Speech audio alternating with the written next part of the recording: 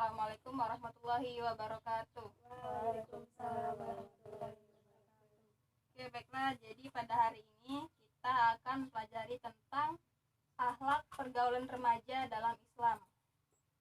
Oke, jadi pergaulan itu adalah suatu interaksi antara satu sama dengan yang lainnya yang tidak dibatasi oleh apapun. Karenanya membutuhkan adanya tata cara bergaul sehingga akan ditemui kehidupan yang damai dan rukun. Oke. Jadi sekarang ini godaan dan tantangan remaja pada zaman sekarang itu sedikit berbeda dengan yang tahun-tahun dulu. Dan juga remaja itu pada saat ini haruslah mengikuti perilaku yang diberikan atau dibenarkan oleh Al-Quran dan hadis. Kemudian juga di Quran surat An-Nahl ayat 90, kalau yang bawa HP bisa dibuka Al-Qurannya. Quran surat An-Nahl ayat 90 itu sesungguhnya, artinya sesungguhnya Allah menyuruh berlaku adil dan berbuat kebaikan serta memberi bantuan kepada kaum kerabat dan melarang daripada melakukan perbuatan-perbuatan yang keji dan mungkar serta kezaliman. Ia mengajar kaum dengan suruhan dan larangannya supaya kamu mengambil peringatan dan mematuhinya. Kemudian sabda Rasulullah juga yang artinya sesungguhnya aku diutus untuk menyempurnakan akhlak. Kemudian jadi di pelajaran kita hari ini itu ada dua materi. Yang pertama itu akhlak terpuji dan akhlak tercela dalam remaja. Yang akhlak yang akan kita bahas sekarang itu adalah akhlak terpuji. Di sini saya sudah membagi ke dalam beberapa subbab. Yang pertama itu ta'aruf dan tafahum. Yang kedua itu ada ta'awun. Yang ketiga ada tasamuh. Kemudian yang keempat ada jujur dan adil. Yang kelima menepati janji. Lanjut ke yang ta'aruf dan tafahum. Jadi ta'aruf itu sudah tahu kan artinya apa? Ya, jadi ta'aruf itu artinya berkenalan. Nah, berkenalan di sini bukan cuma dibahas tentang ta'aruf yang laki-laki yang ingin menikahi seorang perempuan, tapi juga bisa ta'aruf antara guru dengan murid yang baru saja masuk. Biasanya itu kalau di sekolah biasanya masuk awal semester yang gurunya belum berkenalan dengan murid, itu biasanya dilakukan yang pertama itu ta'aruf atau perkenalan. Kemudian setelah ta'aruf itu lanjut masuk ke tafahum. Tafahum itu saling memahami. Jadi setelah kita ta'aruf, kita tafahum atau saling memahami. Dengan akhlak ini akan terlahir saling mengerti satu sama lain yang menjadikan kedekatan hubungannya baik atau kuat seperti itu. Setelah kita ta'aruf dan tafahum, akan ada hubungan yang lebih dekat atau lebih klop lagi dan kuat. Kemudian di Quran surat Al-Hujurat itu juga ada, yang bawa HP bisa dibuka. Quran surat Al-Hujurat ayat 13 yang artinya, hai manusia, sesungguhnya kami menciptakan kamu dari seorang laki-laki dan seorang perempuan dan menjadikan kamu berbangsa-bangsa dan bersuku-suku supaya kamu saling mengenal. Sesungguhnya orang yang paling mulia di antara kamu di sisi Allah ialah orang yang paling takwa di antara kamu. Sesungguhnya Allah Maha mengetahui lagi Maha mengenal. Jadi di dalam Al-Quran saja itu sudah dijelaskan bahwa kita itu dijadikan oleh Allah bersuku-suku dan berbangsa-bangsa supaya kita saling mengenal satu sama lain. Kalau kita semuanya sama kan jadinya beda gitu, gak enak. Kemudian yang selanjutnya itu di antara bentuk perilaku atau perbuatan bergaul dalam Al-Quran dan hadis itu yang kedua ada ta'awun. Ada yang tahu arti ta'awun? Oke, jadi ta'awun itu salah satu dasar dan akhlak dalam Islam. Itu ta'awun berarti tolong menolong dalam kebaikan. Ta'awun di sini diartikan sebagai tolong menolong.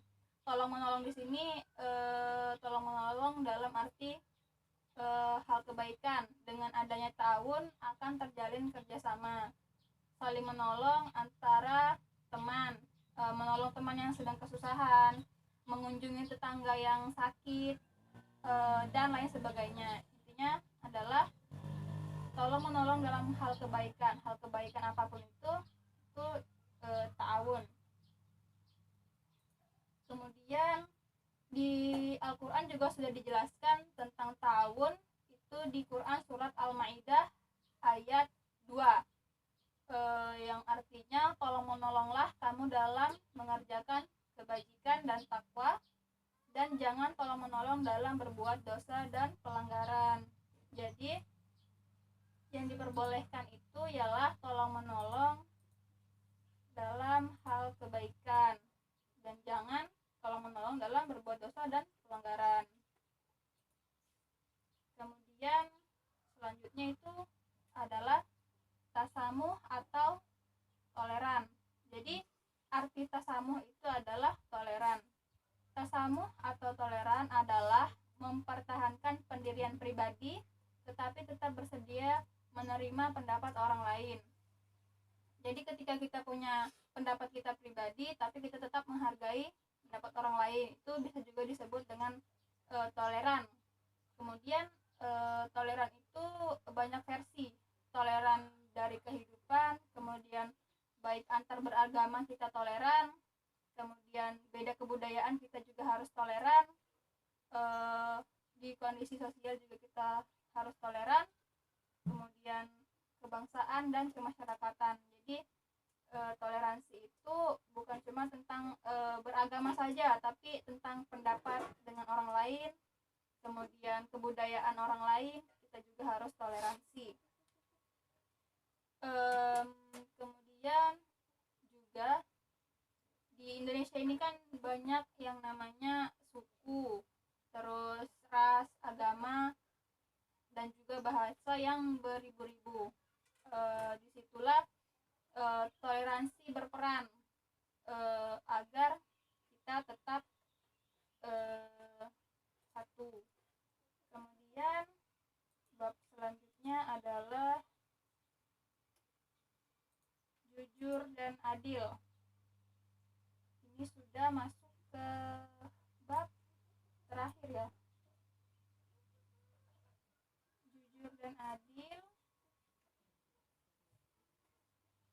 Jujur dan adil adalah jujur atau kejujuran itu mengacu kepada aspek karakter atau moral, yang berarti lurus hati atau berkata apa adanya. Adil yang berarti tidak memihak salah satu atau tidak berat sebelah. Kemudian perilaku jujur adil dan merupakan salah satu tiket untuk mendapat kepercayaan orang lain. Ketika kita sudah berlaku jujur dan adil, mudah bagi orang-orang untuk menerima kita. Tapi ketika kita berkebalikan, tidak jujur dan tidak adil, ketika kita menyampaikan sesuatu nilai-nilai kebaikan kepada orang lain, itu akan tidak mudah masuk ke orang lain, atau tidak mudah orang akan percaya dengan kita kalau kita sering tidak jujur dan tidak adil. Kemudian firman Allah Quran surat An-Nahl ayat 90 itu artinya sesungguhnya Allah menyuruh kamu berlaku adil dan berbuat kebajikan dan memberi kepada kaum kerabat. Jadi di Al-Quran saja sudah dijelaskan bahwa Allah menyuruh kita untuk berlaku adil dan berbuat kebajikan. Kemudian yang terakhir untuk akhlak terpuji bagi remaja itu amanah dan menepati janji. Jadi amanah adalah sesuatu yang dipercayakan orang lain kepada kita, baik oleh teman keluarga, atasan, dan lain-lain sebagainya. Kemudian menepati janji. Menepati janji adalah berbuat sesuai dengan janji yang telah diucapkan. Di sini sabda Rasulullah menegaskan hal sebagai disebutkan di atas, bahwa tiada iman pada orang yang tidak menunaikan amanah, dan tiada agama pada orang yang tidak menunaikan janji. Kemudian juga di firman Allah Quran surat An-Nisa ayat 58 yang artinya sesungguhnya Allah menyuruh kamu menyampaikan amanat kepada yang berhak menerimanya. Jadi ketika seseorang diberikan amanah atau kita diberikan amanah, kita harus menjalankan amanah itu sebaik mungkin dan sebagus mungkin. Dan menepati janji ketika kita diberikan janji atau ketika kita teledor, maka orang akan tidak akan mempercayakan itu lagi kepada kita ketika kita tidak amanah dan tidak menepati janji. Kemudian pesannya adalah ketika untuk remaja Islam masa kini, berperilaku baiklah kepada orang tua dan sesama.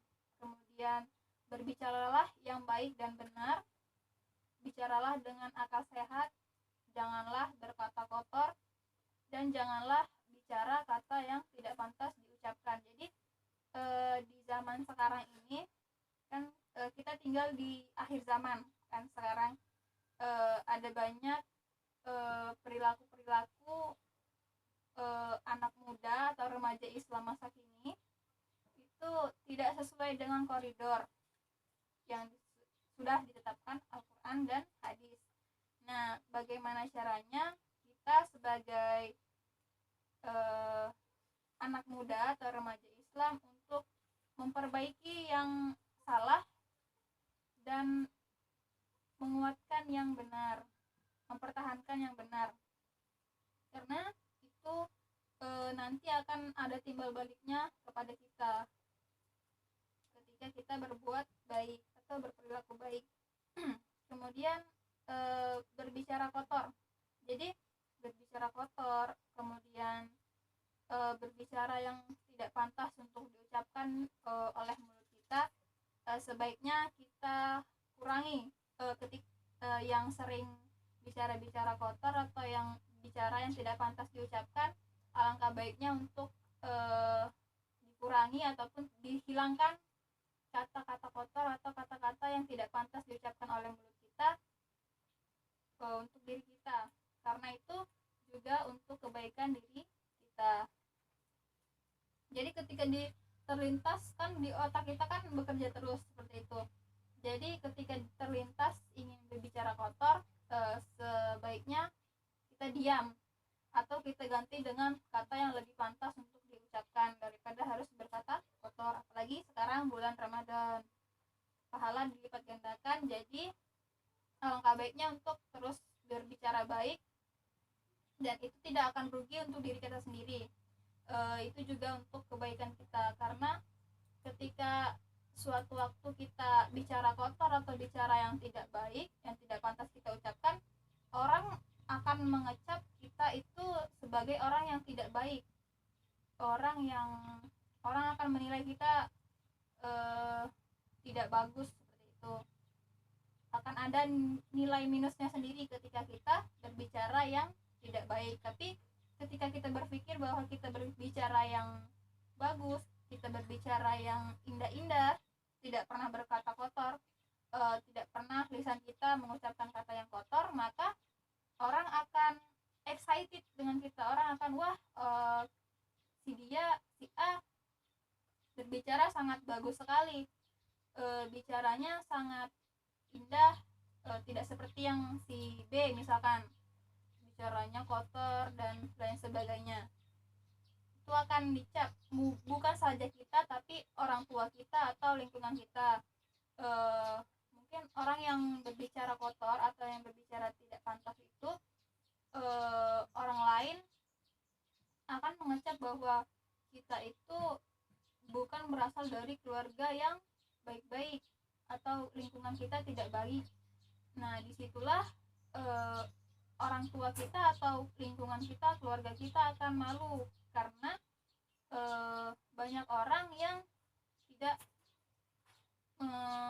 bicara kita tidak bagus. Jadi itu akan timbal baliknya ke keluarga kita atau orang tua kita juga.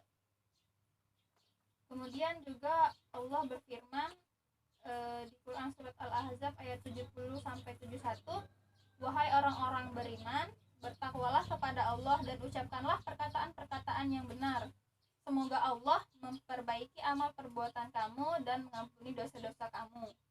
Barang siapa yang menaati Allah dan Rasul-Nya, berarti ia mendapatkan kemenangan yang besar. Kemudian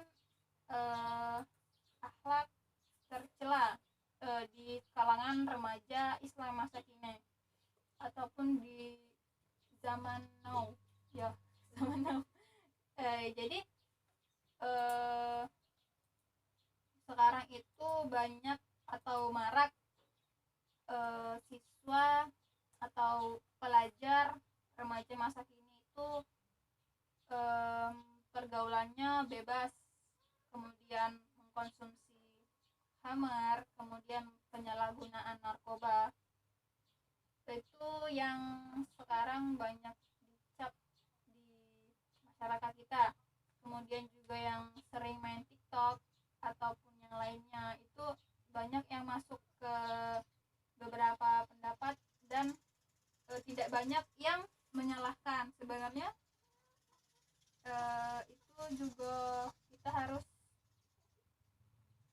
karena ini di akhir zaman, jadi kita harus benar-benar bagus memilah dan memilih mana yang berfaedah dan mana yang tidak berfaedah. Mungkin menurut mereka itu bagus, tapi ketika kita kembali lagi ke agama, apakah itu akhlak yang baik atau tidak, itu kita sendiri yang menilai. Bisa kan menilai mana yang baik dan mana yang buruk, dan mana yang bermanfaat dan mana yang tidak bermanfaat. Seperti pergaulan bebas, minum khamar, penyalahgunaan narkoba dan lain sebagainya. Kemudian dampak negatif perilaku akhlak yang tidak terpuji, pengaruh kepada diri sendiri. Jadi yang pertama, pengaruh diri sendiri itu untuk diri sendiri yang akhlak tidak terpuji tadi, itu membuang-buang waktu atau berfoya-foya. Kemudian menyimpang dari agama, jelas itu menyimpang. Kemudian mengkonsumsi obat terlarang, kemudian kerusakan hati dan otak, kemudian berbuat anarkis. Jadi dampak dari perilaku yang tidak terpuji tadi, akhlak yang tidak terpuji tadi, itu hilangnya budaya malu dalam diri remaja. Jadi kalau dilihat-lihat sekarang ini kasusnya adalah remaja masa kini itu tidak lagi yang namanya memiliki rasa malu.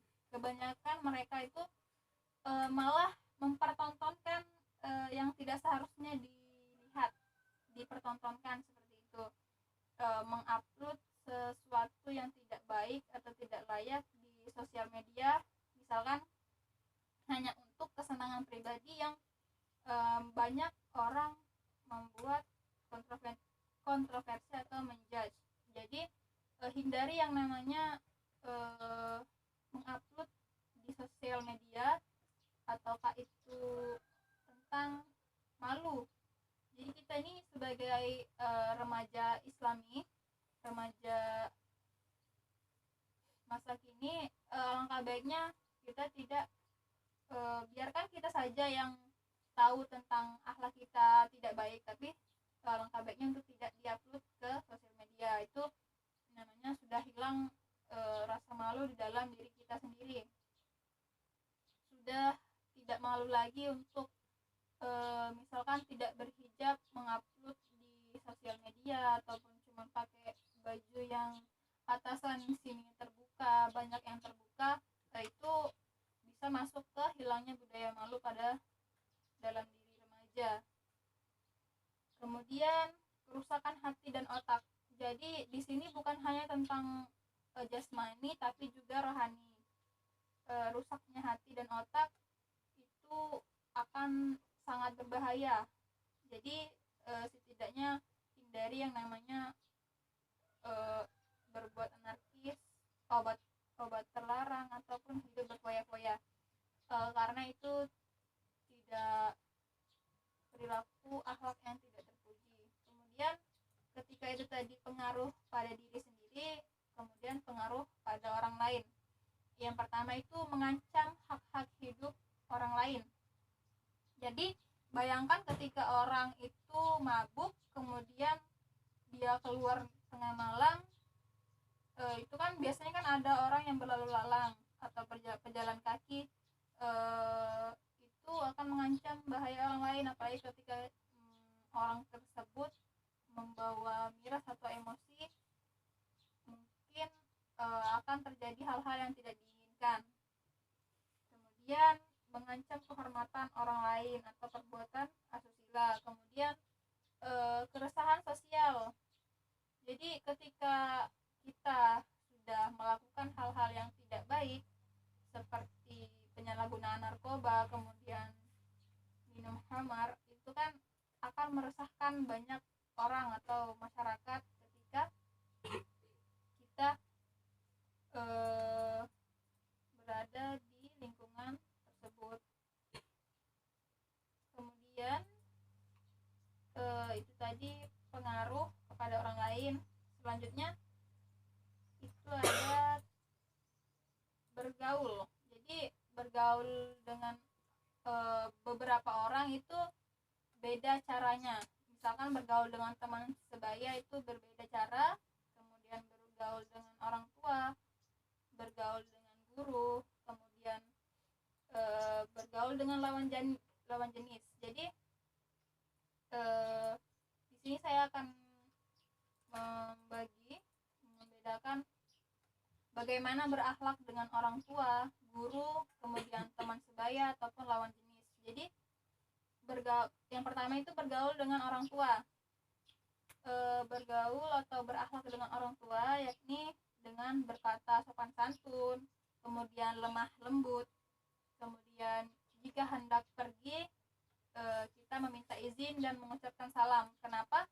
Karena ridho Allah itu kan ada di ridhonya orang tua. Jadi ketika kita pergi ataupun misalkan bepergian jauh tetapi kita tidak minta izin ataupun izin ke orang tua, itu ditakutkan nanti akan terjadi hal-hal yang tidak diinginkan. Jadi alangkah baiknya ketika kita ingin pergi, kita hendaknya meminta izin kepada orang tua terlebih dahulu. Kemudian senantiasa patuh terhadap perintahnya. Jadi ketika ada yang diminta oleh orang tua, kita lakukan perintahnya. Kemudian selanjutnya membantu orang tua dan mendoakan orang tua. Jadi jangan lupa selalu menaati perintah, membantu orang tua dan mendoakan orang tua setelah selesai sholat. Kemudian selanjutnya itu bergaul dengan guru,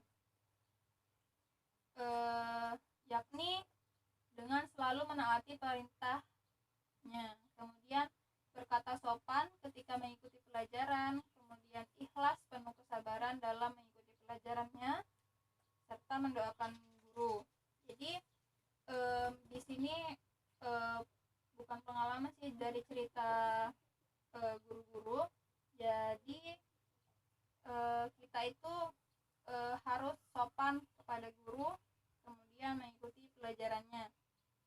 Terlebih lagi ketika guru itu, misalkan guru itu mengajarnya membuat ngantuk atau membuat bosan. Jadi semaksimal mungkin kita untuk terus mendengarkan meskipun ngantuk, mungkin bisa kita minta izin, cuci muka lalu kembali lagi ketika kita mengantuk.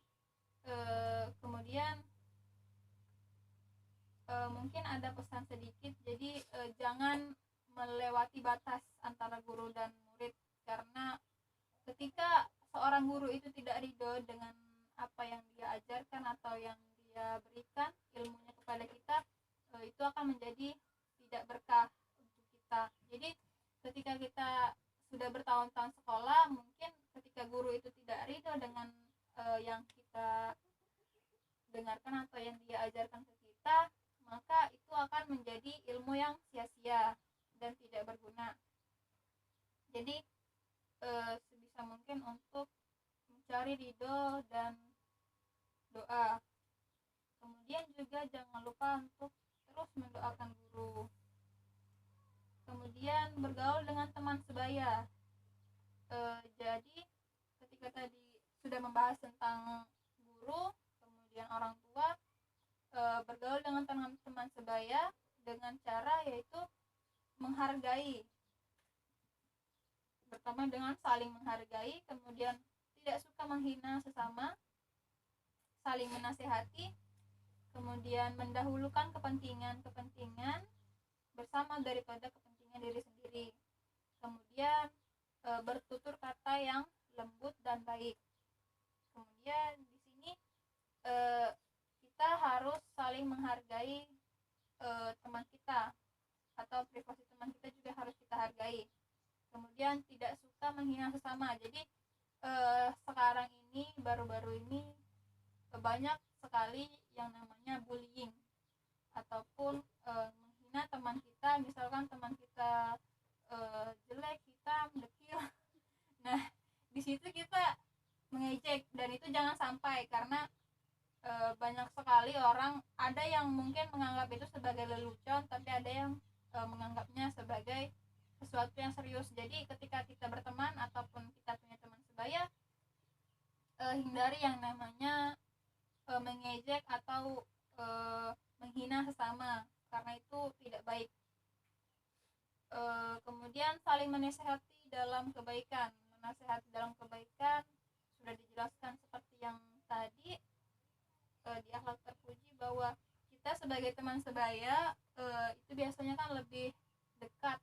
Nah, jadi ketika teman kita berbuat salah ataupun teman kita tidak berbuat yang tidak baik, kita sebagai teman sebayanya harus mengingatkan bahwa ini tidak baik, tapi diingatkan dengan cara yang baik juga. Jangan kau ini tidak boleh, itu jangan. Nasihatilah dengan cara yang baik-baik. Kemudian mendahulukan kepentingan bersama daripada diri sendiri. Jadi mendahulukan kepentingan bersama itu lebih baik daripada mementingkan kepentingan kita dulu. Kemudian bertutur kata yang lembut. Kemudian yang terakhir, bergaul dengan lawan jenis. Di sini Islam telah memberikan rambu-rambu atau batasan yang harus diperhatikan antara laki-laki yang bukan muhrim dan perempuan yang bukan muhrim. Salah satu diantaranya adalah ketika kita bertemu dengan yang bukan muhrim atau yang bukan mahram kita, seorang wanita harusnya menutup aurat dengan baik. Kemudian masing-masing antara laki-laki dan perempuan, alangkah baiknya untuk menjaga diri, jangan sampai terjerumus dalam perbuatan zina atau pergaulan bebas. Kemudian kewajiban laki-laki menghormati wanita. Jadi laki-laki juga berhak untuk menghormati wanita. Ketika kita sebagai kaum remaja, ketika kita ingin menjaga diri kita dan laki-laki tersebut tidak suka, lebih baik untuk diingatkan untuk laki-laki untuk saling menghormati. Apalagi privasi perempuan dan laki-laki kan, kalau misalkan tidak ada kepentingan atau hal yang penting, alangkah baiknya untuk tidak bertemu ataupun melakukan pertemuan sesama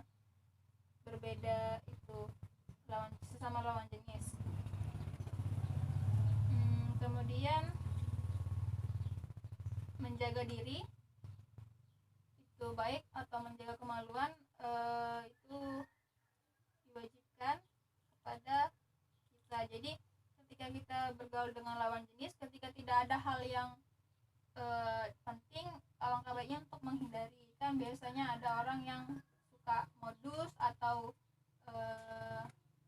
ingin kenalan atau apa, alangkah baiknya untuk tidak tidak dihiraukan. Ketika memang dia ingin meminta tolong, maka kita bantu, tapi dengan batasan-batasan tertentu, karena kita antara lawan jenis laki-laki dan perempuan itu memiliki batasan, apalagi yang bukan muhrim. Oke, mungkin pelajaran hari ini sampai di sini untuk akhlak pergaulan remaja Islami. Saya ucapkan terima kasih. Assalamualaikum warahmatullahi wabarakatuh.